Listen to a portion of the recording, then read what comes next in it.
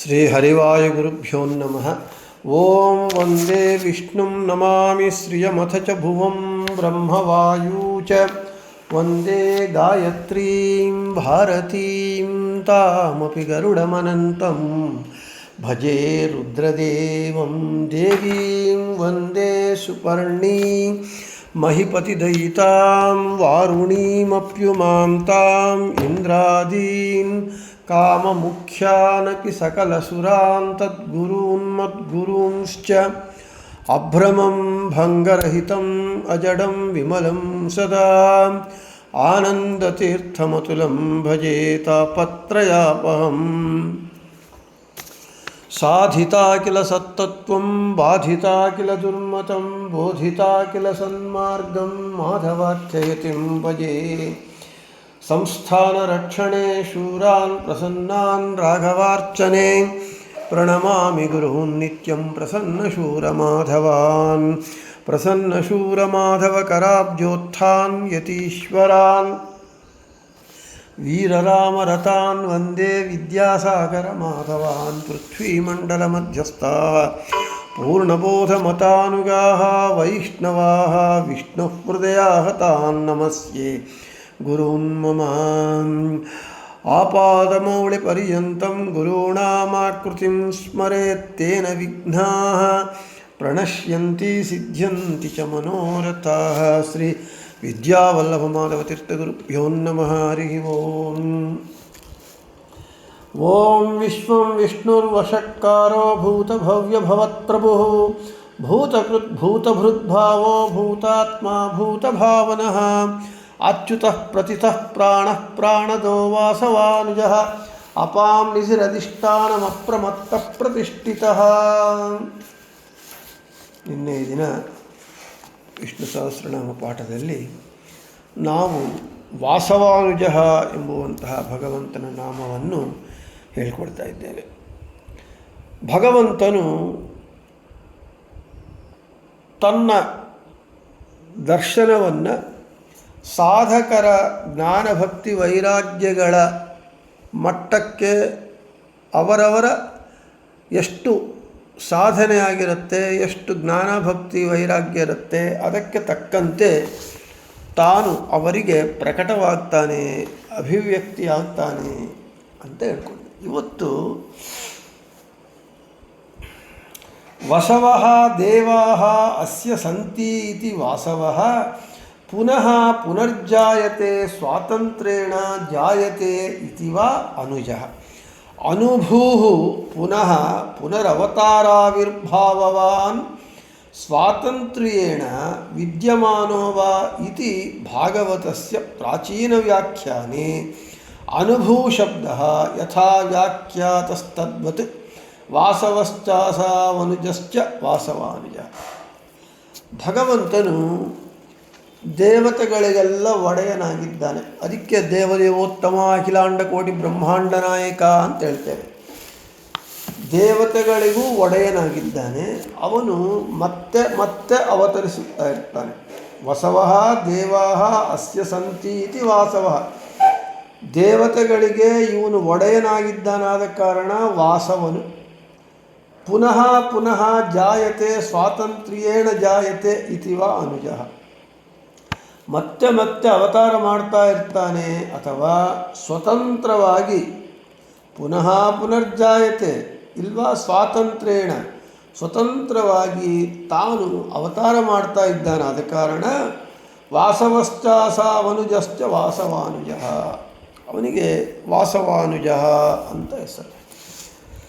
ಇನ್ನು ಯಥೇಷ್ಟ ಭವನಾತ್ ವಿಷ್ಣುರನುಭೂಃ ಪರಿಕೀರ್ತಿತಃ.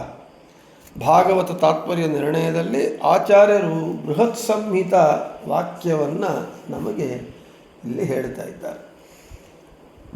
ದೇವತೆಗಳಿಗೆ ಒಡೆಯನಾದಂತಹ ಭಗವಂತನು ಅಂತಹ ದೇವತೆಗಳ ಪ್ರಾರ್ಥನೆಗೆ ಅನುಗುಣವಾಗಿ ಮತ್ತೆ ಮತ್ತೆ ಅವತಾರ ಮಾಡ್ತಾ ಇರ್ತಾನೆ. ಅವನು ಮತ್ತೆ ಮತ್ತೆ ಅವತಾರ ಮಾಡ್ತಾನೆ ಎಂಬುವ ಅಭಿಪ್ರಾಯದಲ್ಲೇ ಅವನನ್ನು ಅನುಭೂ ಎಂದು ಬೃಹತ್ ಸಂಹಿತ ಗ್ರಂಥ ಕರೀತಾ ಇದೆ ಅಂತ ಹೇಳ್ತಾ ಇದೆ.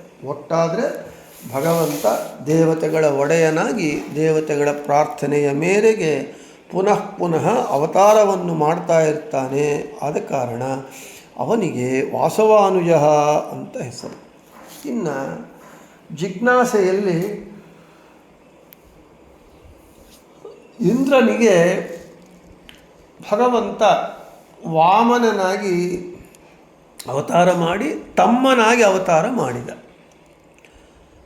ಅನುಜ ಅಂದರೆ ಅನುಸರಿಸಿ ಹುಟ್ಟಿರುವವನು, ಅಗ್ರಜ ಅಂದರೆ ಮೊದಲು ಹುಟ್ಟಿರುವವನು.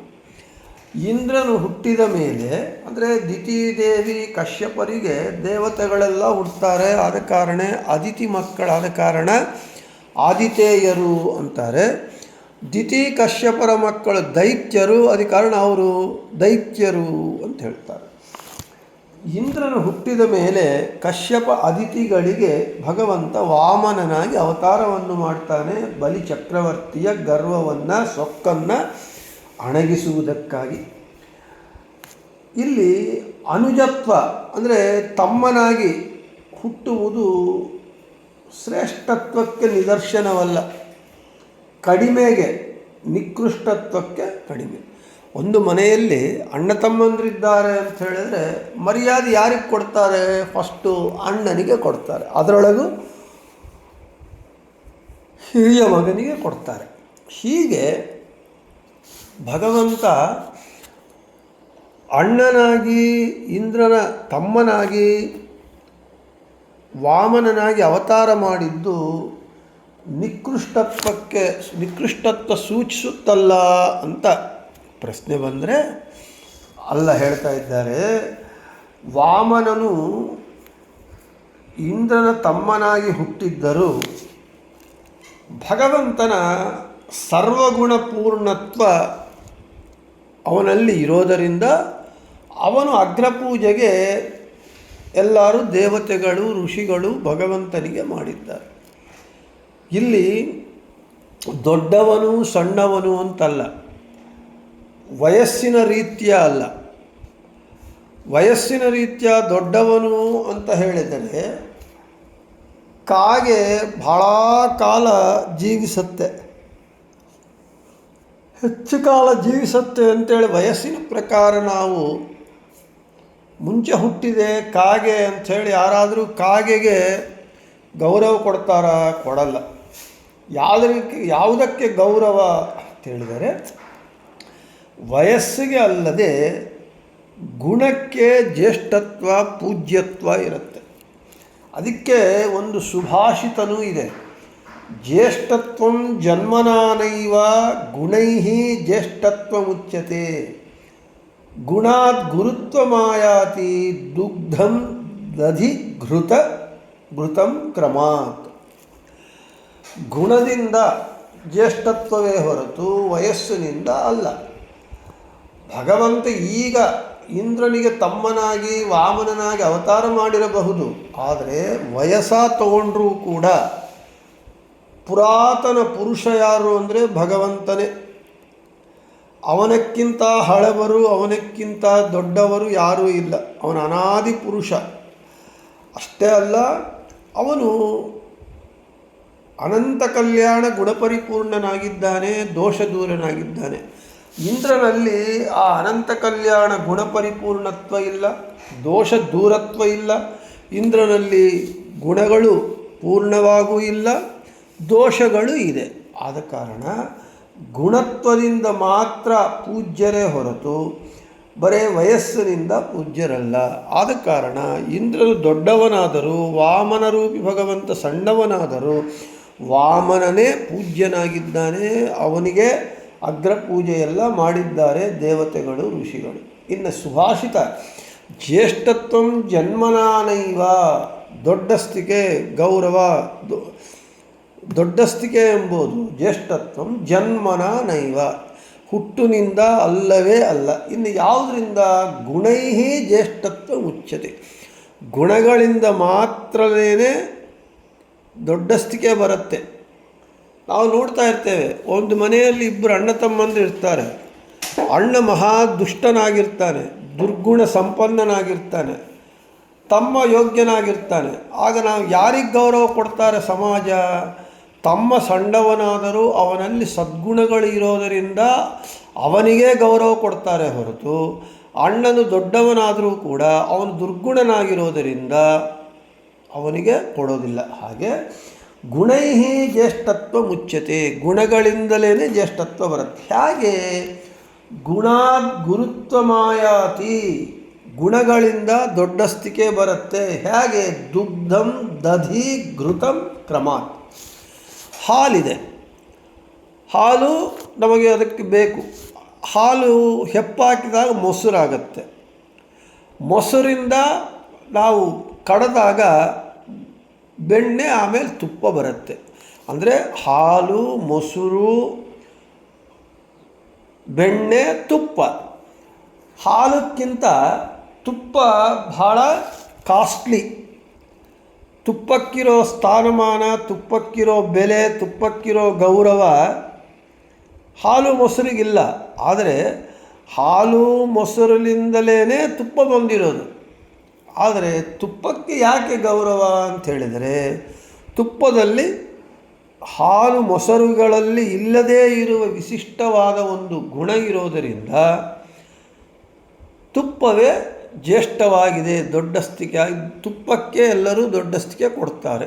ಹಾಗೆ ಇಲ್ಲಿ ಗುಣಾದ್ ಗುರುತ್ವ ಮಾಯಾತಿ, ಗುಣದಿಂದ ಮಾತ್ರ ದೊಡ್ಡಸ್ತಿಕೆ ಬರುತ್ತೆ ಹೊರತು ಕೇವಲ ವಯಸ್ಸಿನಿಂದ ಮುಂಚೆ ಹುಟ್ಟಿರೋದರಿಂದ ಬರೋದಿಲ್ಲ ಅಂತ ಹೇಳಿ, ಇನ್ನು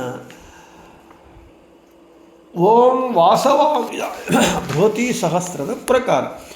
ಓಂ ರೋದಸಿ ಮಹಿ ಸಮೀಚಿ ಸಮಜಗ್ರಭೀತ್ ತಮೋಭಿರಿಂದ್ರ ತಂ ಗುಹಃ ಯ ಇಂದ್ರ ಯತಯಸ್ತ್ವಾ ಭೃಗವೋ ಯೇ ಚ ತುಷ್ಟುಹು. ಇಂದ್ರ, ಇಂದ್ರನಿಗೆ, ಯೇ ಯಾವ, ಯತಯ ಸನ್ಯಾಸಿಗಳು, ಭೃಗವಃ ಭೃಗು ಮೊದಲಾದ ಗೃಹಸ್ಥರು, ಯೇ ಚ ಇತರೆ ಬೇರೆ ಜನರು, ತ್ವಾಂ ನಿನ್ನನ್ನು, ತುಷ್ಟುವು ಸ್ತುತಿಸುತ್ತಾರೋ ಅವರಿಗೆ ಅಡ್ಡಿಯಾಗಿ, ಮಹೇ ಮಹತ್ತರವಾಗಿ, ರೋದಸಿ ಭೂಮ್ಯಾಕಾಶಗಳನ್ನು, ತಮೋಭಿ ತನ್ನ ಕತ್ತಲೆಗಳಿಂದ, ಸಮಜಗ್ರಭೀತ್ ಆಕ್ರಮಿಸಿದ್ದನು, ಅಂತಹ ಅಸುರನನ್ನು, ಗುಹಃ ಕೊಂದು ಹಳ್ಳದಲ್ಲಿ ನೀನು ಹೂತು ಹಾಕಿದ್ಯ. ಹೇ ಇಂದ್ರ, ಇಂದ್ರನಾಮಕ ಭಗವಂತನೇ, ನೀನು ಲೋಕ ಕಲ್ಯಾಣವಾಗಬೇಕು ಎಂದು, ವೃತ್ರನ ಸಂಹಾರವಾಗಬೇಕೆಂದು ಋಷಿಗಳು, ಸನ್ಯಾಸಿಗಳು ಎಲ್ಲ ನಿನ್ನ ಸ್ತೋತ್ರ ಮಾಡಿದರು. ಭೃಗು ಮೊದಲಾದವರೆಲ್ಲರೂ ನಿನ್ನ ಸ್ತೋತ್ರ ಮಾಡಿದರು. ಮನುಷ್ಯರು ಮತ್ತೆ ಮತ್ತೆ ಸ್ತೋತ್ರ ಮಾಡಿದರು. ಅವನೇನು ಮಾಡಿದ? ವೃತ್ರಾಸುರ ಆ ಭೂಮ್ಯಾಕಾಶಗಳನ್ನೆಲ್ಲ ಅವನು ಕತ್ತಲು ಮಾಡಿಬಿಟ್ಟ. ಎಲ್ಲ ಕಡೆ ಅವನು ಆಕ್ರಮಿಸಿಕೊಂಡು, ಭೂಮ್ಯಾಕಾಶಗಳನ್ನು ಆಕ್ರಮಿಸಿಕೊಂಡು ಎಲ್ಲ ಕಡೆ ಕತ್ತಲು ಸೃಷ್ಟಿ ಮಾಡಿಬಿಟ್ಟ. ಆಗ ಮಹಾಪರಾಕ್ರಮಿಯಾದ ಹೇ ಭಗವಂತನೇ, ನೀನು ಅವನನ್ನು, ವೃತ್ರಾಸುರನನ್ನು ಸಂಹಾರ ಮಾಡಿ ಹಳ್ಳದಲ್ಲಿ ಹಾಕಿ ಅವನನ್ನು ಹೂತು ಹಾಕಿದ್ಯ ಮತ್ತು ಅವನು ಮೇಲೆ ಬರದಂತೆ ಮಾಡಿದ್ದೆ. ಅಂತಹ ನಿನಗೆ ನಾನು ನಮಸ್ಕಾರವನ್ನು ಮಾಡ್ತೇನೆ ಅಂತ ಹೇಳ್ತಾ, ಇನ್ನು ವಾಸವಂ ತಮೋರೂಪಂ ಅಸುರಂ ಅನು ಸಮ್ಯಕ್ ಜಯತಿ ಸಂಹರತಿ ಇತಿ ನಿರುಕ್ತೆ ವಾಸವಾನುಜ ಮೂರ್ತಿರತ್ರ.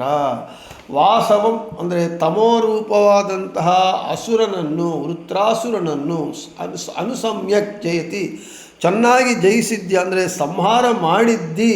ಆದ ಕಾರಣ ನಿನಗೆ ವಾಸವಾನುಜ ಅಂತ ಹೆಸರು ಬಂದಿದೆ ಅಂತ ಹೇಳಿ ಇವತ್ತು ವಾಸವಾನುಜ ನಾಮವನ್ನು ಮುಗಿಸಿ, ಸ್ವಲ್ಪ ನನಗೂ ಸ್ವಲ್ಪ ಯಾವುದೋ ಬೇರೆ ಕೆಲಸ ಇದೆ, ಆದ ಕಾರಣ ಇವತ್ತು ಸ್ವಲ್ಪ ಒಂದು 10 ನಿಮಿಷಗಳ ಕಾಲ ಮುಂಚೆನೇ ಪಾಠ ಮುಗಿಸ್ತಾ ಇದ್ದೇನೆ. ನಾಳೆ ಅಪಾಂ ನಿಧಿ ಎಂಬುವಂತಹ ಭಗವಂತನ ನಾಮವನ್ನು ಹೇಳಿಕೊಳ್ಳೋಣ ಅಂತ ಹೇಳ್ತಾ, ಶ್ರೀಕೃಷ್ಣಾರ್ಪಣಮಸ್ತು, ಮಧ್ವೇಶಾರ್ಪಣಮಸ್ತು. ಎಲ್ಲರಿಗೂ ಶುಭ.